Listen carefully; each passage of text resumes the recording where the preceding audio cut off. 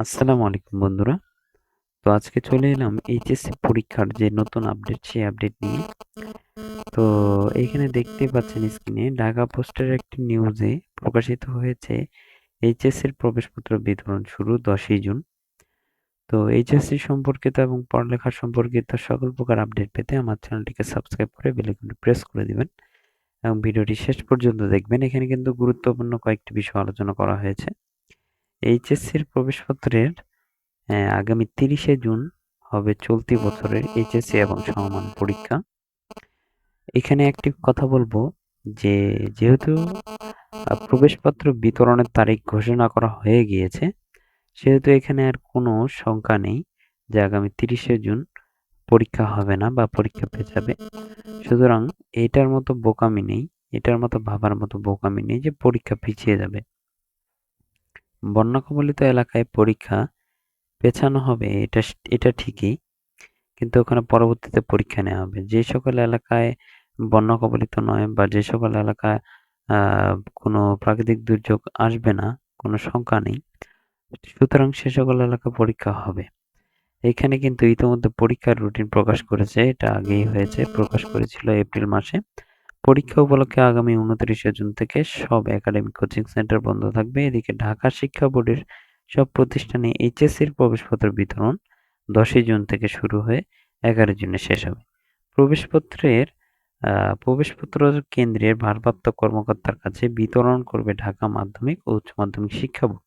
মানে যে বাকি শিক্ষা বোর্ডগুলো রয়েছে সেই শিক্ষা বোর্ডগুলোতেও কিন্তু এই তারিখের মধ্যেই বিতরণ হয়ে যাবে। এবং এইখানে বৃহস্পতিবার 6 জুন সন্ধ্যায় ঢাকা মাধ্যমিক ও উচ্চ মাধ্যমিক শিক্ষা বোর্ডের এক চিঠিতে এ তথ্য জানিয়েছে। যদি কোনো ভুল হয়ে থাকে, এখানে কিন্তু বিশেষ করে অ্যাডমিট কার্ড যখন তোমাদের অ্যাডমিট কার্ড দেয়, অনেকের নাম ভুল থাকে, অনেকের বাবার নাম মায়ের নাম ভুল থাকে। এক্ষেত্রে কিন্তু এইটা যদি না দেখে থাকো তাহলে কিন্তু তোমাদের পরীক্ষা দেওয়াটাই একটা মনে করো যে সমস্যা হয়ে দাঁড়াবে। এইচএসসির আগে এরকম প্যারা খাওয়ার কোনো দরকার নেই। তো যাদের সমস্যা হতেই পারে, এটা কোনো ব্যাপার না, সমস্যা হতে পারে, বোর্ড থেকে ভুল হতে পারে। তো যদি কারো ভুল হয়ে থাকে তাহলে সেটা সংশোধন করার জন্য অবশ্যই 23শে জুন থেকে 27শে জুনের মধ্যে উপপরীক্ষা নিয়ন্ত্রকের কাছে নির্ধারিত ছক অনুযায়ী আবেদন করে ঠিক করে নিতে হবে। এখানে কিন্তু আবেদন করতে হবে, তারপরে কিন্তু তারা ঠিক করে দেবে 23 জুন থেকে 27 জুনের মধ্যে। আমি আবারও বলছি 23 জুন থেকে 27 জুনের মধ্যে। সুতরাং পরীক্ষার আগে আশা করছি কারো যাতে ভুল না হয়, কারণ পরীক্ষার আগে এরকম প্যারা নেওয়া একটা খুব খারাপ ব্যাপার। সুতরাং এখানে আমি দোয়া করব যাতে তোমাদের কারো প্রবেশপত্রে যাতে ভুল না আসে, রেজিস্ট্রেশন কার্ড যাতে ঠিক থাকে। এখানে চিঠিতে বলা হয়েছিল যে 24 সালে এইচএসসি পরীক্ষা প্রশ্নে উল্লেখিত সময়সূচি অনুযায়ী উচ্চ মাধ্যমিক পরীক্ষা শাখা থেকে বিতরণ করা হবে। শিক্ষা প্রতিষ্ঠানের ভারপ্রাপ্ত কর্মকর্তা নিজে অথবা তার অধিকারপ্রাপ্ত কোনো শিক্ষককে স্বাক্ষর সত্যায়িত সহ কেন্দ্রের আওতাধীন সব শিক্ষা প্রতিষ্ঠানে প্রবেশপত্র অফিস চলাকালীন গ্রহণ করার জন্য অনুরোধ করা হলো।